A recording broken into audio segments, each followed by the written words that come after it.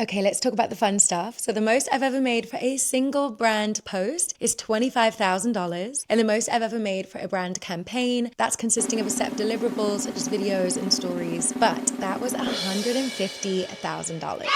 Doesn't that sound absolutely insane to say? And I definitely know there's people making way more than that. So if you're wondering, is there money in this industry? Yes, absolutely. And if you are wondering how in 2026 you can start making money online and being a content creator, well, please watch this video. That is what I'm sharing today. I'm Renee Daniela, and you're watching video 2 of my 100 video challenge, where I'm experimenting to see, can consistency, creativity, and long form storytelling pay for my dream New York City apartment rent? I have been a content creator for the last 10 years, and while YouTube is a bit of a newer platform for me, I have been an OG on Instagram. I'm also on Facebook, Threads, and TikTok, and I have been making multi-six figures for the last 7 or 8 years out of this 10 years. So I feel like I've got some good advice here, but I will say, there's a lot of ways to be successful in social media. My path is not the only one, so definitely take this as a resource, but please continue to do your research and make sure you experiment, because the way this industry is evolving, there's constantly new ways to be successful and to grow. So let's get into it. I'll do a little background on myself. So for anybody who's new here, I am a lifestyle content creator. I do women's lifestyle, so beauty, hair care, fashion, skincare, as well as travel. I'm an avid traveler. I work a lot with tourism boards or hotel lines, and then I do home decor. And home decor kind of feels like my newest vertical, because I bought my house about 4 years ago and I started documenting and sharing that interior design journey. But I will say home decor has been a topic that's helped my platform grow tremendously over the last year and a half. So I feel like I've definitely got some new tips that I'm excited to share with you guys that are things that I'm kind of experimenting and growing with now. But yeah, I originally worked in public relations. I thought I was going to be an entertainment PR girly. I was based in New York, and at the end of my undergrad, I decided to move to Paris to do my master's because I loved public relations, but I wanted more of a travel angle, and I was going to go into global PR, and I thought, oh, I'll get global clients and that'll allow me to travel a bit more and see more culture, and I don't know what I thought it was going to do, but I'm glad I did it, because the day before I flew to Paris for my master's program, I was in New York City. It was literally like January 2nd or January 3rd. I did a shoot with a photographer. His name is Pete Monsanto, so shout out Pete. He was doing some kind of project for women and profiling their professions.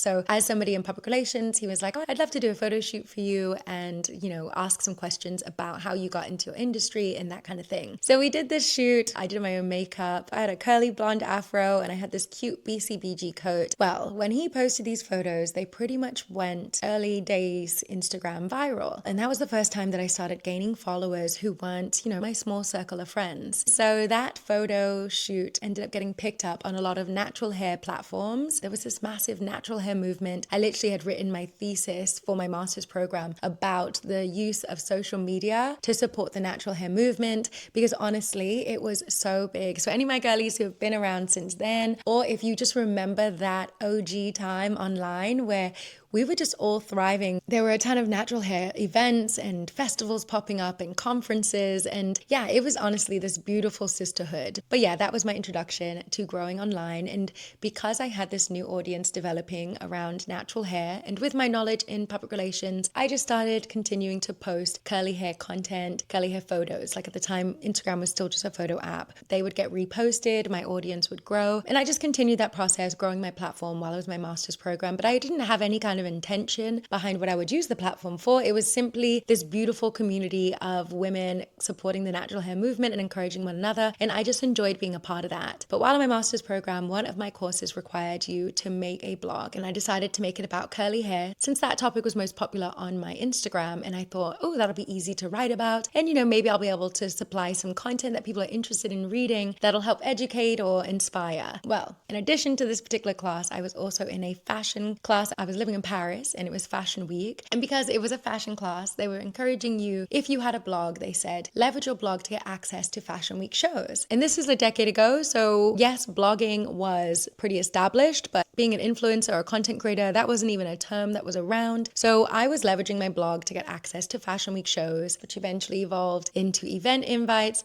which eventually turned into you could get free gifting from brands. And then you started getting paid to do promotional content. When I finished my master's program, I was burnt out. And although I still had the plan of going into public relations again, I was like, I'm going to take a step back. And I had just started noticing that I could make a small amount of money from my social media platforms. So I thought, let me get more strategic around my social media platform. And if I'm able to generate an income, like I'll really go for it with it. And because I finished my master's, I was leaving Paris and I moved to London, and I decided I'll give myself a 1-year timeline living in London. If I'm able to make money, great. I will continue to build my opportunities in social media. But if I'm not, then I will be proud that I gave it a try, and I will move back to New York and I will go back into public relations. But yeah, at the end of this 1 year, I'd basically done my best. But again, influencer wasn't really a big term. Content creation wasn't an established industry yet. Although I had made a little bit of money, I did not make enough to sustain myself. So I had about $10,000 on one credit card. I had a few $1,000s on another credit card. And I said, okay, I gave it a try. I wasn't successful enough to make money in it. I'm not throwing it away completely, but I'll just move back to New York and I'll go look for a job in public relations. Well, just before I was leaving London, Jabril from Passport Heavy reached out to me. If you don't know Passport Heavy, they're a massive travel platform here on YouTube actually, and they make incredible high quality videos. But back in the early days, Jabril was the main host, and he still is, but he had wanted me to come in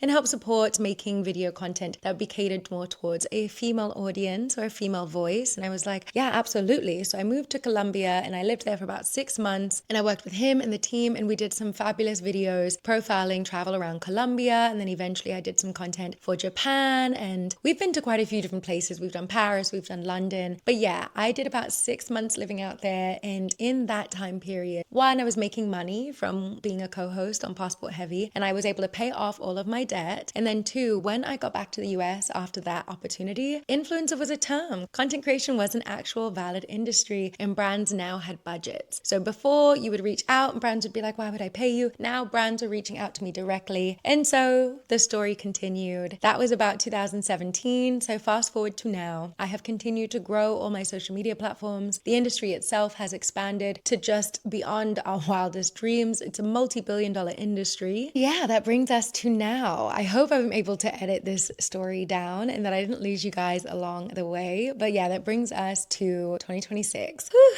Okay, finally, let's get into the juicy part, the part that we're here for, the part that's going to help you, my darling, start making your multi-6 figures and hopefully 7 figures as a content creator in 2026. Let's get into my top tips. First and foremost, out the gate, I want you to treat content creation as a business, not a hobby, not a little casual thing that you do on the side, because you're not trying to make casual money, you're trying to make real money, life-changing money, buy yourself a 7-figure house money, travel around the world money, live by coastal between New York and LA money, get a chateau in Paris money. I don't know what your goals are, but we've got big girl goals and we need to treat this like a big girl job. Okay, so now that that's out the way, now that we know this isn't a game, let's start with tip number 1. I want you to clearly identify your content pillars. Know what topics you are going to cover with your content, what you're going to create content about. It's going to help brands understand how they can work with you. So when we talk about making money, this is going to help brands decide, is this a good candidate for me? And by doing this, this is going to help your audience identify who you are as a creator, and it helps set an expectation for what kind of content they're going to see from you moving forward. If you're not sure what your pillars should be, again, let me share mine. I do women's lifestyle, which is great because it's quite flexible. You can do hair care, skincare, fashion, beauty, wellness. Then I also cover travel and I cover home decor. And these are all things that I am deeply passionate about. So if you are kind of deciding, what do I want to create my content about? What do I want my channel, my platform to be about? I would start with a little self-audit, reflect and think, what am I passionate about? What am I good at? What do I love doing? What do I love creating? Look at your lifestyle and say, okay, these are the things that I'm passionate about sharing or that I would love to inspire other people on. So whether that's financial literacy, whether that's women's wellness and health, whether that's cooking, like assess yourself, get a good idea of things that you love doing, and that can be your starting point. And then from there you can experiment, and what you're going to start to learn is what you actually enjoy doing, what you are passionate about for real, and what you could create content on in the long term. Which is going to bring me to the second one. If you want to get to being a long-term content creator, consistency is key. I need you to really lock in. I need need you to post the content. I need you to get away from perfection, and I need you to lean into posting consistently. The algorithm favors consistency. It also helps you build a stronger relationship with your audience, and it's also going to put you in front of brands and much more quickly. And that's really the momentum behind me doing this 100 video challenge, because I similarly was really caught up on the idea of, if I'm going to do YouTube, it has to be perfect, has to be really aesthetic, has to be incredible editing, it has to be snazzy. And where did that get me? That got me not posting on YouTube at all. I probably have had years where I didn't post at all, but most years I probably posted 2 or 3 videos at most. And so we're leaving perfection behind us, and we are focusing on consistency, because when you post consistently, one, you'll get better at the process itself, because you'll build the habit, you'll learn what doesn't work, what does work, you'll get more familiar. Things will become second nature. You won't think that heavily about lighting. You'll just know, like, okay, the natural light is here, I'm going to set my camera up there. You'll look at your video and say, oh, that looks blurry, and you'll wipe your camera screen naturally. And you'll get better at storytelling. And even as I referenced in video 1, I want to get more comfortable talking to camera, so I ripped the band-aid off, and we're doing this 100 video challenge where I am just yapping and telling you guys these stories and sharing my life experiences with you, in hopes that it'll be meaningful and helpful for you, but also in hopes that I will get more confident and comfortable. And I can already tell you, from video 1 to video 2, I'm feeling a lot better about it. So I have a lot of faith that you yourself, if consistency feels a little difficult, that's where you have to push through and just keep creating content, and it becomes second nature. Which leads me in to tip number 3, batch create your content if you can. That has been a huge help for me. I will have content days where I set aside time intentionally to say, okay, today is going to be a content production day. I put mood boards together. I do outlines for my content. I will use Copilot or ChatGPT to chat through ideas. I'll go through Pinterest to put together some inspiration around the visual and aesthetics behind something. Then I will get to work on creating content. And then in another session, I will sit and I will edit, and I will do batch editing, because once you get into that flow, it really is a lot easier to maintain and to continue. So batch create if you can, and that should help you with your consistency, because then you'll have multiple content pieces to be able to pump out. Okay, and now for tip number 4. I don't think in 2026 that you should only be on one platform. I definitely don't want you to spread yourself thin, but I would have a primary platform such as Instagram or TikTok or YouTube, and then I would have a presence across a couple of the other platforms as well, because ultimately brands are on all of those platforms, and they are pushing campaigns across those platforms, as well as the fact that these platforms do have individual content monetization programs. So if you want to be able to capitalize on that, then you do need to be active on those platforms. And as we've said, every algorithm does favor consistency. So I like to cross promote my content, because then that content has like an additional bang for its buck. I've already done the effort to create it. Maybe you want to do some content adjustments, and maybe you do want to have some content pieces that are specifically for YouTube, for example, where it might be long form content, but then you also are posting on TikTok and doing maybe more of your casual talking to camera, get ready with me's. Like, you can have some things that you only create for each individual platform, but overall, don't spread yourself thin, don't overwhelm yourself, but if you can, try to lean into multiple platforms. That'll give your content a better reach and give you more of a presence. And then tip number 5, I really love this one because I feel like I'm kind of learning it more myself as well. Storytelling. Oh my goodness, that is going to make your content absolutely soar. And that's one of the reasons I'm so excited to do this 100 video challenge here on YouTube, because it's getting me out of my comfort zone and getting me more into storytelling. I absolutely love watching content when people are talking to camera and sharing their real authentic personality. It just helps you connect with them, help you relate to them more, and it's just so fun and entertaining. So I highly recommend you get comfortable and confident with storytelling, because 1, I think it'll help your content have a better reach. 2, brands absolutely love it because they can see the way that their products can fit into your day-to-day life, into your natural everyday story, and they have confidence that you're able to craft really interesting and fun campaigns for them that are going to have a lot of personality and a lot of impact,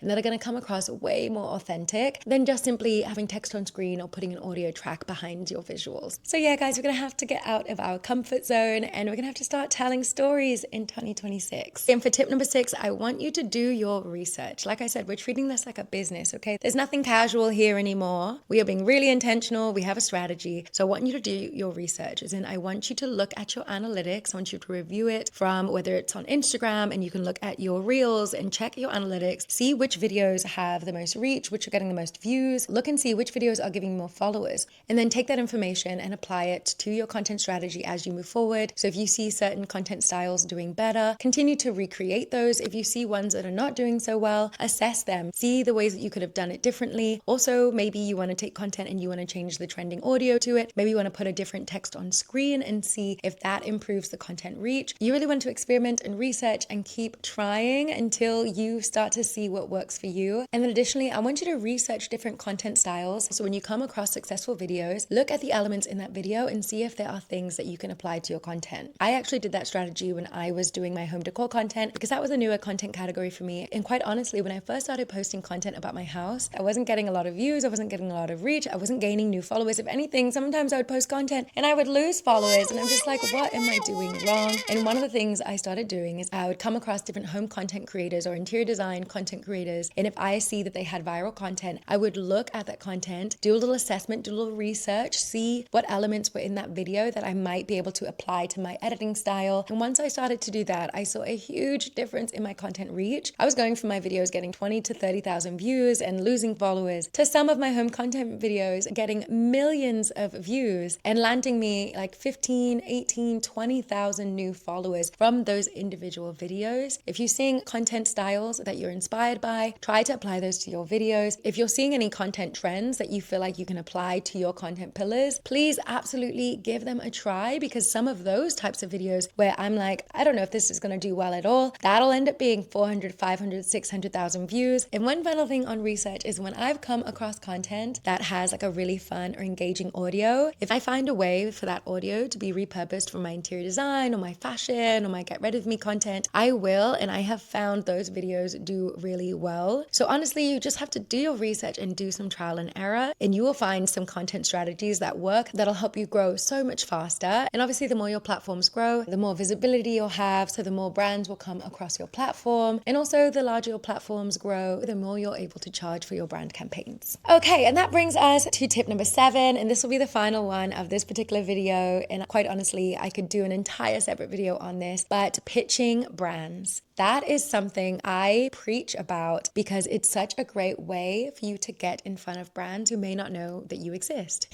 And that's the thing, if brands don't know you exist, then they cannot hire you or they cannot book you. And at the end of the day, on the other side of these emails are just everyday people like ourselves who are trying to do their job. And there's so much competition. There are so many creators out there. They may not have come across your platform before. So if you want to get on their PR list for giftings or event invites, then you can do some pitching and you can do some outreach where you reach out to the brand directly and you say, hey, I'm Renee Daniela. I'm a lifestyle content creator. These are my platforms. These are the reasons that I love your particular brand. And I'd love to get on your PR list for upcoming events or brand launches or brand updates, whatever the case is. But that's a great way to get on their radar. And then in addition to that, if you've got a campaign idea, then you can reach out to a brand and see if they want to be involved. So for example, in the past, I was going to Trinidad Carnival and I was like, wow, this is such a fun, exciting time. I would love to incorporate some brands. There's so many opportunities here for skincare, beauty, hair care, fashion. So I thought, what kind of brands would be a good fit for this trip and this experience? And I put a list together. I put a campaign deck together. I make sure I have my press kit or my media card. And I reached out to the brands and I say, hey, I'm Renee Daniela. I'm heading to Trinidad Carnival. I would absolutely love to incorporate your hair product or your skincare, your SPF, your shimmer, your setting spray, your fragrance. Literally, the possibilities were endless. I specifically ended up reaching out to a hair brand and I said, I'd love to feature you in my get ready process for Trinidad Carnival.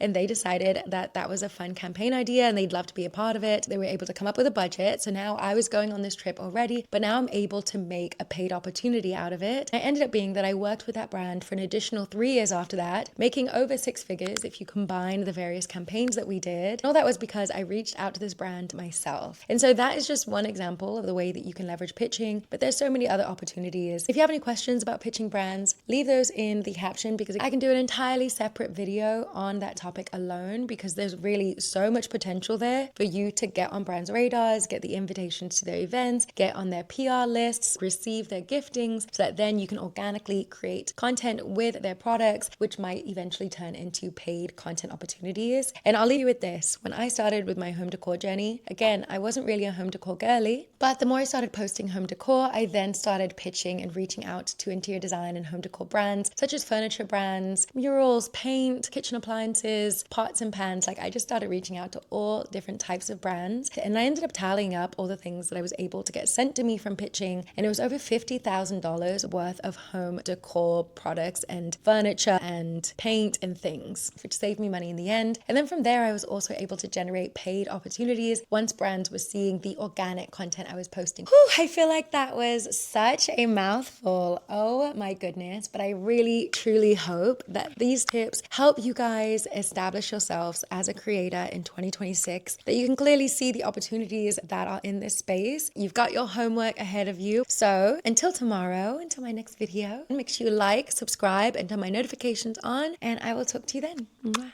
Bye.